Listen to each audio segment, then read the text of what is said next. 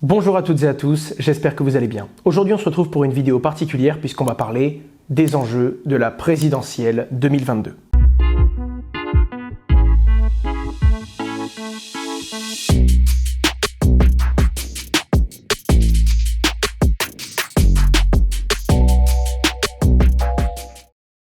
Comme la présidentielle est très bientôt, on commence à aborder tous les sujets importants qui vont toucher notre pays pendant les 5 prochaines années. Et on ne parle pas, pour ne pas dire très peu, de la blockchain et des crypto-monnaies. On le sait très bien, la France a raté le tournant d'Internet. De la même façon, on nous avait promis une blockchain nation et on se demande encore où elle est aujourd'hui. On a énormément d'entrepreneurs français qui ont créé des choses incroyables dans le monde de la blockchain et la plupart d'entre eux ne sont aujourd'hui plus en France. Il faut comprendre pourquoi est-ce qu'ils partent. Alors vous vous en doutez bien, la politique n'est pas mon domaine.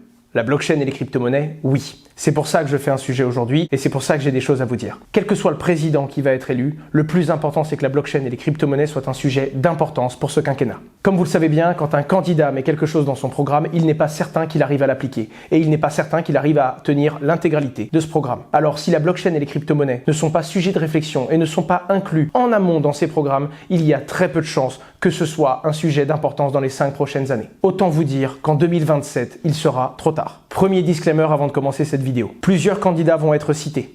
À aucun moment, l'objectif de cette vidéo est de vous orienter vers un candidat ou vers un autre. L'objectif de cette vidéo est de donner des outils à ces candidats et de faire comprendre que la blockchain et les crypto-monnaies doivent être dans tous les programmes, quelles que soient les autres opinions politiques de ces partis. Selon la DAN, l'Association pour le développement des actifs numériques, 18% des Français seraient influencés dans leur vote par la prise de position d'un parti politique dans le domaine de la blockchain et des crypto-monnaies. Cette vidéo est là pour aider cette initiative, afin de vulgariser certains points complexes de cet écosystème et de donner non seulement l'ampleur, mais également l'importance, principalement d'un point de vue économique, de positionner et de développer les actifs numériques durant les 5 prochaines années. Second disclaimer maintenant. Il est évident qu'il y a plein d'autres problématiques bien plus importantes à l'échelle d'un pays et pour les 5 prochaines années. En l'occurrence, je vais me concentrer sur mon domaine, ce que je connais, la blockchain et les cryptos. On commence donc avec le premier gros sujet. Pourquoi est-ce primordial de traiter cette problématique? Vous en avez sûrement entendu parler, on parle d'une nouvelle ère pour Internet, le Web 3.0.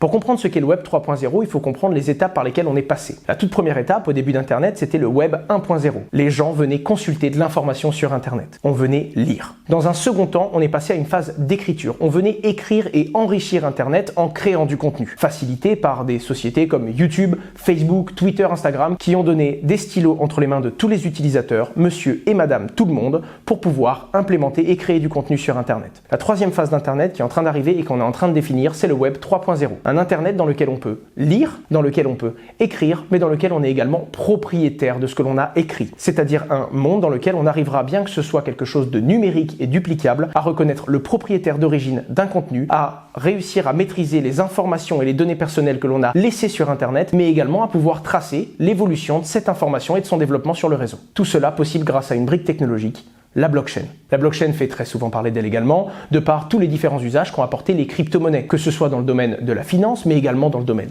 culturel, dans le domaine de la musique, dans le domaine du sport et de bien d'autres domaines qui sont bouleversés de par les usages que l'on peut faire de la blockchain. Ce que je veux vous faire comprendre, c'est que la blockchain est une surcouche technologique. Le parallèle est très bon à prendre avec Internet. Même si c'est une technologie, comme c'est une surcouche qui touche à tous les domaines, ça va venir bouleverser différents pans de notre société. Bien qu'Internet soit technologique, ça a bouleversé la communication, le commerce, les finances, etc., etc. Alors finalement, où est-ce qu'on en est en France sur le cadre et sur les différentes prises de position légales qui ont été faites? On a déjà la loi Pacte qui définit un cadre pour les particuliers et d'un point de vue professionnel et entreprise, on a le PSAN, prestataire de services et d'actifs numériques, qui est régulé par l'autorité des marchés financiers et qui définit le cadre d'activité d'une entreprise. Pour un particulier, ce qu'il faut retenir, c'est qu'actuellement, il est taxé à 30% sur ses plus-values s'il a acheté et revendu des crypto-monnaies. Et d'un point de vue des entreprises, ça va dépendre de différentes de ses activités. Certaines entreprises qui exercent dans le monde de la crypto-monnaie ont besoin de s'enregistrer en tant que PSAN vis-à-vis de l'AMF. Par exemple, détenir de la crypto-monnaie pour ses clients, échanger de la crypto-monnaie contre des euros et vice-versa, etc.,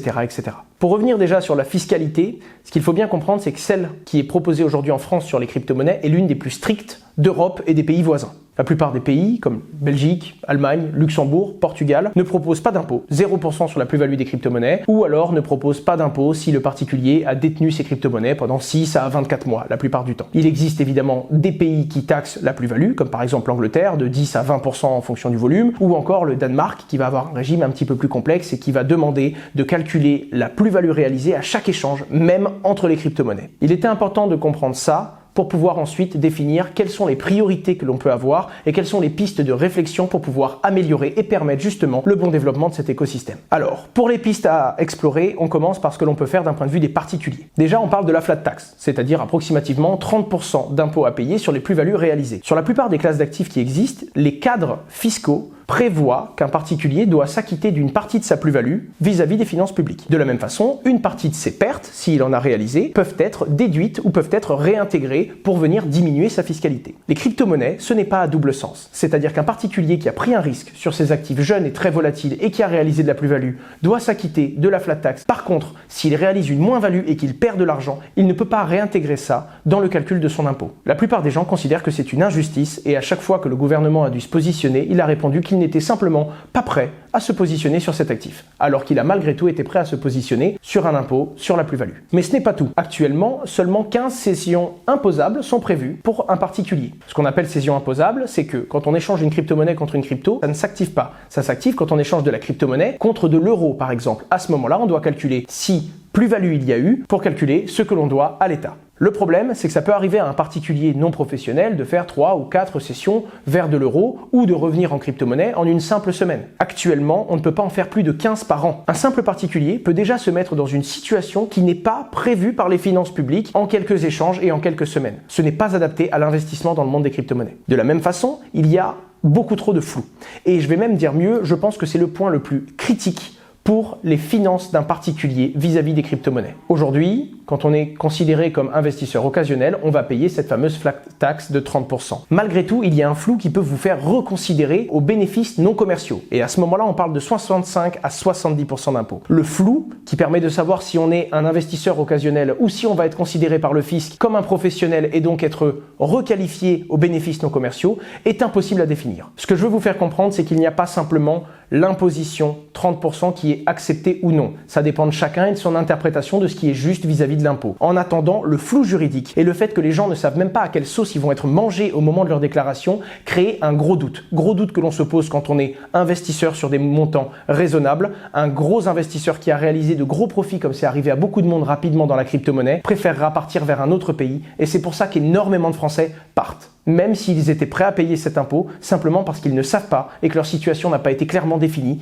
par les finances publiques. Il faut apporter de la clarté dans cette décision, surtout pour les Français qui font preuve de bonne foi. Le dernier point pour les particuliers, c'est leur position vis-à-vis de leur banque. Bien que le gouvernement ait mis en place les mesures nécessaires pour autoriser les crypto-monnaies et pour les encadrer, la plupart des banques qui constatent qu'un de leurs clients interagit avec une plateforme de crypto-monnaie se fera supprimer son compte. Supprimer, ou alors recevra une interdiction d'investir dans ce genre d'actifs, ou alors recevra une mise en garde et devra, dans le meilleur des cas, signer une décharge comme quoi toute la responsabilité est portée par le particulier. Ce qu'il faut comprendre, c'est qu'il est très important que les banques permettent ce développement et que le gouvernement les encourage à aller dans cette direction. Aujourd'hui, beaucoup de monde ne se voit pas autorisé d'investir leurs fonds dans les crypto-monnaies, même après avoir compris les risques. Les risques existent, il faut les comprendre et il faut éduquer les gens, mais on doit pouvoir leur permettre cette liberté de dépenser, d'investir et de découvrir cet écosystème s'ils le souhaitent, surtout quand le disclaimer a été fait. On ne parle pas d'un épiphénomène ou de quelque chose de non significatif. Aujourd'hui, selon une étude de KPMG et Ipsos, il y a plus de Français qui détiennent en direct des crypto-monnaies que des actions en bourse. Et ce chiffre est exponentiel. On estime qu'il va augmenter de 50% dans les 12 prochains mois. Donc, les crypto-monnaies sont déjà une part importante des investissements des particuliers en France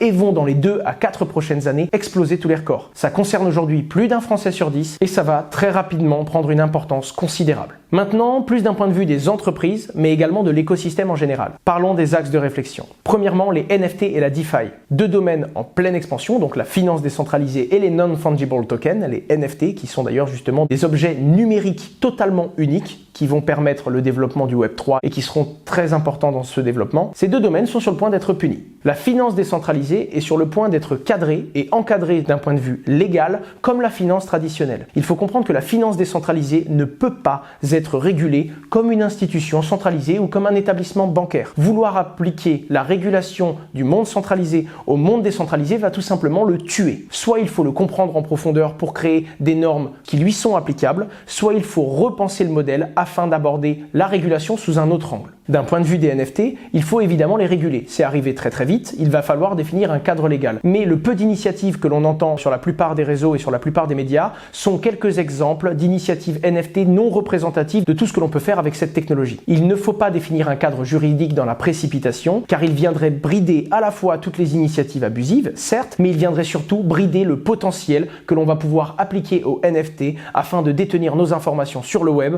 et tout plein d'autres usages, notamment dans le monde de la finance. Dans un second temps, le PSAN se doit d'évoluer. La blockchain apporte de plus en plus d'outils qui ne sont pas forcément prévus et couverts dans ces différentes régulations préalablement établies. De la même façon, il faudrait que les différents pays qui ont déjà tranché, notamment la France et l'autorité des marchés financiers qui a déjà fait un certain nombre de recherches, prennent réellement le temps de défendre cet écosystème vis-à-vis de la régulation européenne MiCA qui est sur le point d'arriver. Certes, il faut encadrer et réaliser une régulation d'uniformisation parce que chaque pays a actuellement sa propre position et il est bien qu'au sein de l'Union européenne, tout le monde utilise les mêmes normes, mais il ne faut pas qu'elles soient trop strictes parce qu'elles vont tout simplement fermer le marché de la blockchain et des crypto-monnaies aux entreprises européennes alors qu'à l'international, ils ne prendront pas les mêmes décisions. Et quand on s'en rendra compte, il sera trop tard car on reviendra en arrière, on fera des modifications sur cette régulation, mais on ne pourra jamais rattraper notre retard. Pour les entreprises, il y a également quelque chose qui n'est pas respecté, c'est le droit au compte. Les entreprises qui travaillent dans le monde de la crypto-monnaie se font systématiquement supprimer leur compte bancaire. C'est arrivé à plusieurs entrepreneurs et ça arrivera encore. Pire encore, certaines entreprises qui n'avaient pas de problème avec leur banque, qui ont décidé de jouer carte sur table, de respecter les lois en vigueur dans leur pays et de se lister en tant que prestataire de services et d'actifs numériques vis-à-vis de l'autorité des marchés financiers et qui ont obtenu cet enregistrement, se voient supprimer leur compte à partir de ce moment-là parce que c'est seulement après régulation que leur banque a pris conscience de leur existence et a pris conscience du fait qu'elles étaient dans le domaine de la crypto-monnaie. Il n'est pas possible d'abuser autant du droit au compte de certaines entreprises et de laisser les banques fermer tout le développement de toutes les entreprises dans l'écosystème de la crypto-monnaie et de la blockchain. Il n'y a que très peu de banques françaises qui jouent le jeu malgré les encouragements de l'autorité des marchés financiers et malgré le droit au compte qu'ont ces entreprises. Il est très important que les politiques encouragent cet écosystème parce qu'il ne sera pas possible pour des entreprises de se développer naturellement en France si les banques leur empêchent systématiquement l'accès à ces services. Le seul moyen qu'elles auront, ce sera donc de se tourner vers l'international et ce ne sera pas pour fuir ce pays, ce sera simplement pour avoir le droit d'exercer. Et ça, c'est grave. Pour terminer, et pour moi c'est un sujet d'envergure, les stablecoins. Les stablecoins sont des crypto-monnaies qui sont adossées à des actifs stables. Par exemple, l'USDT, un jeton égale $1. Ce qu'il faut comprendre, c'est que là où les États-Unis ont défini un cadre qui permettait aux entreprises privées d'émettre des stablecoins en attendant qu'il y ait une régulation, l'Union européenne a fait très peur sur le sujet et presque aucune initiative n'existe sur l'euro. Ce qu'il faut comprendre, c'est que c'est pas simplement un enjeu de stablecoin et de crypto-monnaies stables. On parle de souveraineté. On se plaint de l'hégémonie du dollar américain, mais ce qu'il faut comprendre, c'est que si on ne prend pas position maintenant et si on ne permet pas, en créant un cadre à certaines initiatives privées, de prendre position et d'émettre des stablecoins sur l'euro avant le positionnement de la Banque Centrale Européenne, qui viendra mais peut-être tardivement, on va reproduire exactement le même scénario sur le dollar. Et c'est déjà le cas aujourd'hui puisque la majorité des stablecoins sont émis sur le dollar. Les pays l'ont compris. La Russie ou encore la Chine ont déjà pris position et travaillent sur une monnaie numérique de banque centrale. En attendant, il sera trop long d'attendre le positionnement des banques centrales. Il faut permettre à des initiatives privées, dans un cadre certes régulé et strict, mais il faut leur permettre de développer des initiatives et d'émettre des stablecoins pour commencer à développer les volumes des crypto-monnaies sur l'euro. Les stablecoins représentent une opportunité de recouvrir une part de notre souveraineté. Il faut la saisir. Je n'irai pas plus loin. Il y a évidemment d'autres initiatives et d'autres pistes de réflexion pour n'importe quel parti politique afin de prendre à bras-le-corps le sujet de la blockchain et des crypto-monnaies. Je voulais malgré tout souligner l'initiative de l'ADAN qui propose 20 réflexions et 20 axes comme je viens de vous en présenter certains. Je vous mets ça dans la description. C'est un super bon moyen de comprendre l'ampleur et d'aller encore plus loin si on veut réellement comprendre les enjeux qui se jouent maintenant et non pas dans 5 ans. Alors avant de finir cette vidéo, on va quand même faire une légère overview des prises de position qui ont déjà été faites dans le monde de la politique vis-à-vis de la blockchain et des crypto-monnaies. Il faut bien comprendre l'objectif, c'est que tout le monde, tous les partis, devraient prendre position et devraient proposer certaines actions pour encadrer et pour développer cet écosystème. D'un point de vue économique, le sujet est beaucoup trop important pour être ignoré. Je vais donc vous citer certaines prises de position et certaines prises de parole de candidats à la présidentielle. Évidemment, c'est une liste non exhaustive parce qu'on ne peut pas couvrir tout le monde. Et d'ailleurs, je vous invite, si j'oublie certaines prises de participation, afin de complémenter cette vidéo et que les prochains spectateurs aient un sujet encore plus complet. Je vous demanderai quand même beaucoup de bienveillance. Le peu de prises de position qui ont été faites sur les crypto-monnaies remontent très souvent à 2016 ou 2018 et un grand nombre d'entre nous auraient dit des bêtises il y a 6 ans si on nous avait demandé notre avis sur ce sujet. Alors globalement, qui en parle? En 2018, Jean-Luc Mélenchon, à l'Assemblée nationale, compare les crypto-monnaies à de la poudre explosive. Poudre explosive comme dangereusement explosive ou poudre comme révolution de la poudre, on ne sait pas. En 2016, Marine Le Pen voulait interdire le Bitcoin sous couvert de patriotisme économique. En 2018, Emmanuel Macron, notre président actuel, lui parle de la crypto-monnaie comme du shadow banking et appelle le FMI à réguler la crypto-monnaie comme telle, comme étant le mal incarné. Plus récemment, il affirme vouloir faire de la France une blockchain nation. Certes, on ne parle pas de crypto-monnaie, on parle de blockchain comme si les deux étaient dissociables, mais ça donne une certaine dissonance dans les propos. En 2016, Anne Hidalgo, je vais carrément vous l'afficher, nous parle du blockchain, pour vous donner une idée sur l'état de la réflexion à propos de cette technologie. En 2022, Éric Zemmour, qu'on l'aime ou qu'on le déteste, est le premier à prendre l'initiative de rencontrer un acteur français du monde de la blockchain et les crypto-monnaies, en l'occurrence Pascal Gauthier, le CEO de Ledger. À l'issue de cette rencontre, il formule 5 propositions et mentionne crypto, blockchain et Web3 dans son programme électoral. C'est aujourd'hui le premier et donc le seul à s'être positionné sur le sujet, en espérant que ça donne des idées aux autres candidats. Pour finir sur une petite touche d'humour, beaucoup plus légère parce qu'en réalité on ne parle pas de blockchain et de crypto-monnaie mais bel et bien de métaverse, Valérie Pécresse s'exprime dans son discours et parle très rapidement du métaverse. Je vous place un tout petit extrait du discours de Valérie Pécresse. Connecté, mais pas isolé devant son écran, perdu dans le métaverse. Vous l'aurez compris, c'est une touche d'humour puisqu'il ne s'agit même pas directement de la blockchain et des crypto-monnaies, mais on peut quand même esquisser un sourire même quand les sujets sont plus sérieux. On arrive sur la fin de cette vidéo, je vous remercie déjà pour votre attention. Je compte vraiment sur vous pour la partager et partager toute initiative, non pas qui oriente vers un candidat politique ou un autre, ça vous regarde, c'est votre opinion, mais bel et bien toute initiative qui encourage et qui essaye d'apporter le sujet d'importance des crypto-monnaies et de la blockchain entre les mains des différents candidats à cette présidentielle. L'objectif étant d'exhorter les candidats à prendre une position sur cet enjeu stratégique.